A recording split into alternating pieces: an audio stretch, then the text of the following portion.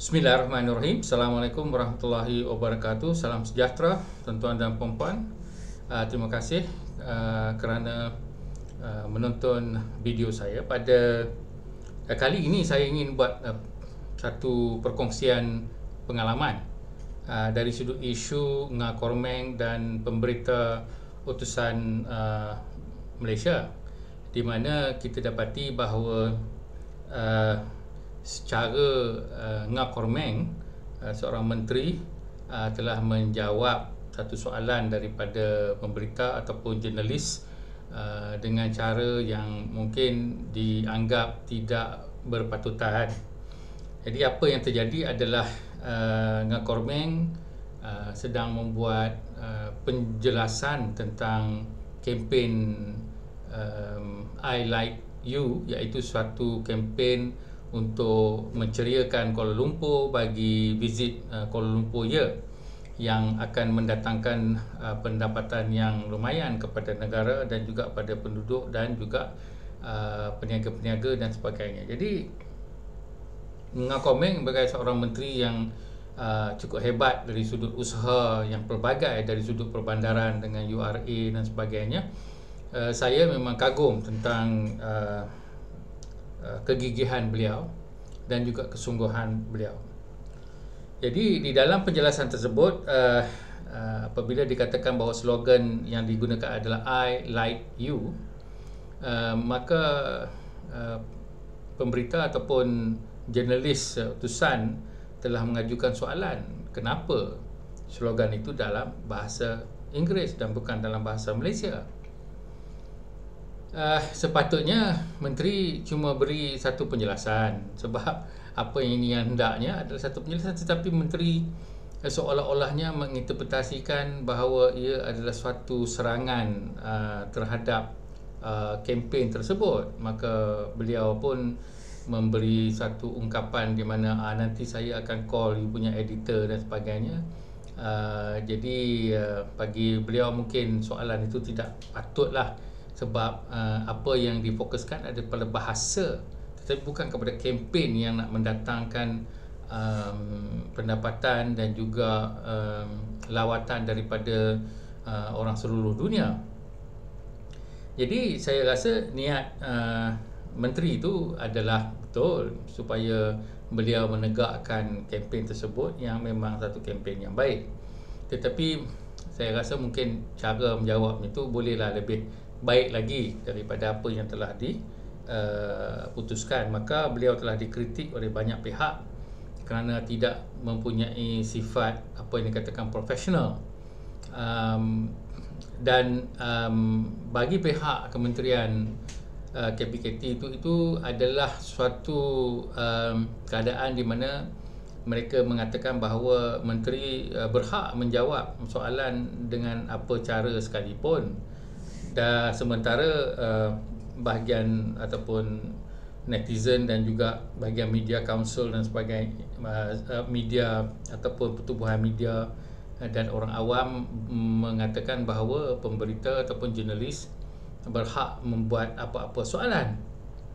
Jadi saya ingin memberi perkongsian pengalaman saya dengan jurnalis ataupun moderator media dalam pengalaman saya memberi jawapan kepada soalan-soalan secara live di dalam radio atau televisyen dan media lain seperti podcast dan sebagainya.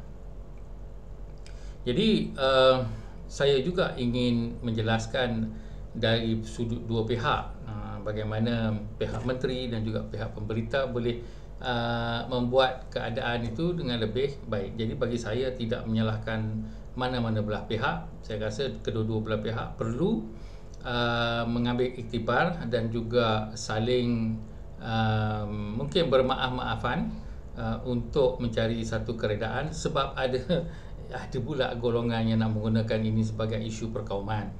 Biasalah dekat Malaysia ni kan, ada ahli politikus yang pendek akal, tapi panjang dia punya niat untuk menjadi ketua dan sebagainya, tak ada idea lain, mengapi-apikan perkauman. Baik, apakah pengalaman saya? Pengalaman saya adalah pada beberapa ketika yang selalunya berlaku pada sebuah radio station yang popular.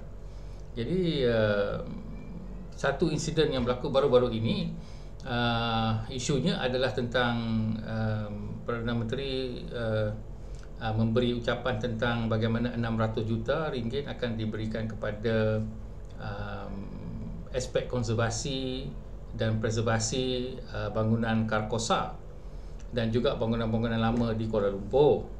Dan isu yang dibangkitkan di dalam media adalah apakah 600 juta ini terlalu banyak dan bolehkah ia mendatangkan pulangan wang ringgit.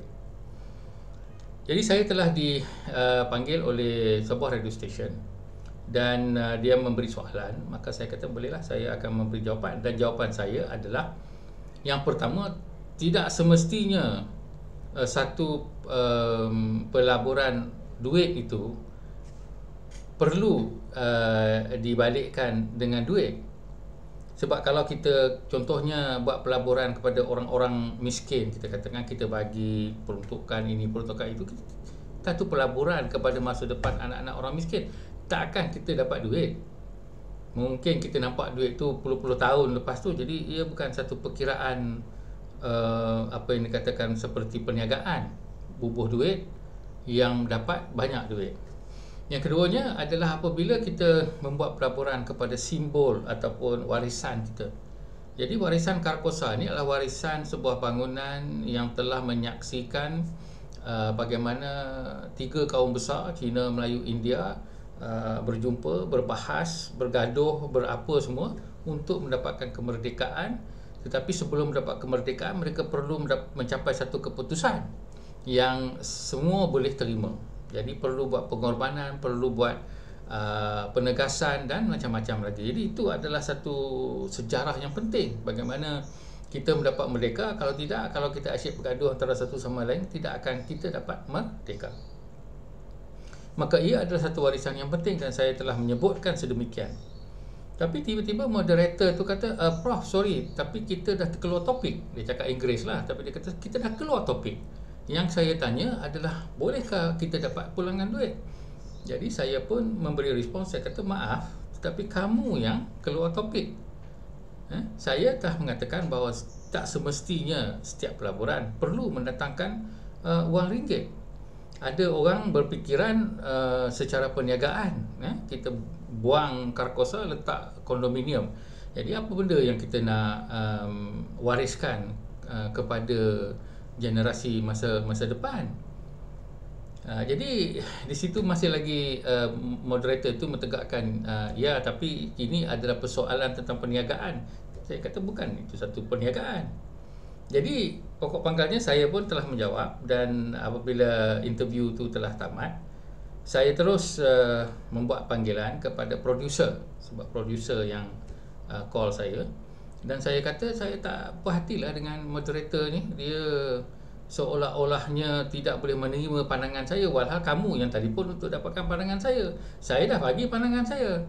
Jadi kenapa pula dia pergi persoalkan? Dan tugas moderator sedemikian bukanlah untuk berbahas dengan kita, ia untuk mendapatkan penjelasan, dan saya dah bagi dah penjelasan. Jadi seolah-olah dia tak terima, ataupun apabila dia kata saya keluar topik, seolah-olah saya ni bodoh ataupun tak reti soalan dan sebagainya. Jadi saya komplain kepada producer sebegitu. Jadi saya tidak seperti Ngah Kormeng, dia tegur pemberita tu ataupun jurnalis tu depan-depan dan pada ketika itu.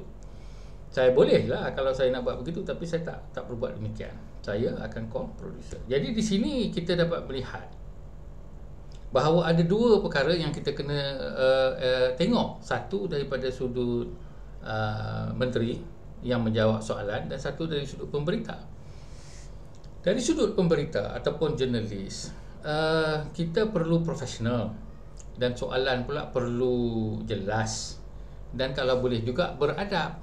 Masalah dengan kita ni, apabila kita kata freedom of speech, kebebasan bersuara, dia cakap dengan tak beradab. Banyak, bukan kata jurnalis, tapi orang awam, social media, mereka dapat kebebasan bersuara yang telah dianugerahkan oleh negara ini dari sudut digital media dan juga kebebasan dari sudut demokrasi. Tetapi kita menimbul ataupun kita menimba dosa dengan cara bercakap tanpa adab, bercakap tanpa konteks, bercakap tanpa tahu ilmu pun. Kadang-kadang kalau ada perjanjian trade agreement pun kita nak komen, wah kita tak tahu pun pasal ekonomi, kita tak tahu pun konteks perbahasan di dalam agreement tu dan sebagainya, tapi kita menyampuk dan memberi pandangan. Beri pandangan boleh tuan-tuan, tetapi biarlah kita faham ilmu tersebut. Saya sengaja tak bagi pandangan tentang ekonomi sebab saya tak pandai ekonomi. Saya tak boleh nak kata ya atau tidak, saya tengok dan saya baca sahaja. Tapi bab lain saya boleh, bab agama, bab pendidikan, bab politik, yang tu saya boleh bagi pandangan berasaskan konteks dan juga ilmu yang saya ada. Tapi ramai main ikut aja, orang kata begini kita pun menyokong.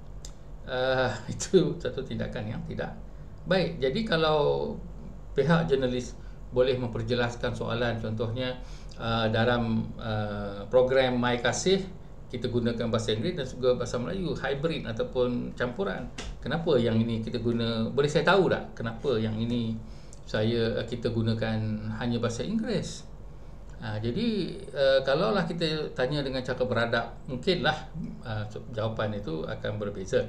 Tapi kalau kita sergah, kenapa pakai bahasa Inggeris, tak pakai bahasa Melayu? Itu ada beza cara nada tersebut. Bagi pihak menteri pula, kalau kita tak senang dengan satu soalan, kita tak payah jawab pun tak apa. Ataupun kita kata maaf, saya rasa saya tak perlulah menjawab soalan sedemikian, sebab ini adalah soalan dengan ini. Kita boleh jawab macam-macam cara. Ataupun kita kata bahawa ramai orang dah biasa dengan penggunaan My Digital, My Kasih jadi bahasa Inggeris ni dah jadi, saya rasa suatu yang agak hip ataupun suatu yang agak popular, dan kami pun nak menjadi satu populis, dan ini adalah isu antarabangsa. Jadi I like you adalah satu yang kesemua orang boleh faham sebab bahasa Inggeris. Kalau kita kata bandar sinaranku, mungkin orang tak berapa nak catchy dan sebagainya. Boleh kita bagi penjelasan macam tu. Tetapi dan kalau kita nak komplain pun, nak cakap kat editor, janganlah kita sergah orang tu kata nanti saya call editor kamu. Kita patut macam saya tunggu interview dah habis, lepas tu nak call je lah. Ya, apa hal dengan you punya jurnalis ni cakap macam tu dengan saya? Jadi itu adalah pengalaman saya, bukan saya nak mengajar menteri dan sebagainya. Jadi bagi saya hormati Ngah Kormeng dan juga kementeriannya sebab mereka membuat satu kerjaan yang baik bagi saya. Cuma kita semua ni manusia, dan manusia tidak sepi daripada kesilapan, ketelanjuran dan macam-macam. Jadi kalau saya minta maaf sajalah, dan kemudian kita tutup hal ini, tak ada masalah. Jadi tak semestinya orang yang minta maaf itu adalah orang yang salah. Orang yang minta maaf selalunya yang pertama, dia adalah orang yang lebih besar ke lapangan. Kalau pemberita tu pun minta maaf, kata saya maaflah, saya agak kurang beradab, pun boleh juga, tak ada masalah. Jadi masalah kita ni, kita rasa macam siapa nak besar, siapa minta maaf dialah yang tewas atau kalah. Di dalam kerohanian atau spirituality tidak demikian. Kata Imam Ghazali, kalau dalam satu perbahasan, kalau seorang tu walaupun dia betul tapi dia nampak perkara ini akan menjadi satu perkelahian yang lebih besar, maka dia akan mengalah ataupun bersenyap. Jadi nampak macam dia kalah, tapi sebenarnya dialah yang mendapat pujian daripada Allah SWT. Dari situ kesimpulannya adalah kedua-dua belah pihak menteri, kalau nak komplain kepada secara terasing daripada interview, dan jawab pun kita boleh jawab dengan cara berhemah. Dan pihak pemberita atau jurnalis, kalau boleh soalan itu diberi konteks yang lebih baik, dan tidak ada niat macam kita nak attack dan sebagainya, serta lebih beradab di dalam mengajukan soalan. Begitu ialah pandangan saya dalam isu ini. Sekian, terima kasih. Assalamualaikum dan salam sejahtera tuan-tuan dan puan-puan, saudara-saudari sekalian. Jika anda ingin memiliki buku saya Antara Sunnah Melayu dan Sunnah Rasul, ulasan tentang isu-isu agama, isu politik dan juga isu pendidikan di dalam Malaysia, sila ikuti arahan di dalam poster berikut. Saya akan menandatangani setiap naskah buku yang dibeli dan saya harap tuan-tuan dan puan-puan, saudara-saudari sekalian, maju jaya bersama Malaysia Baru. Sekian, terima kasih.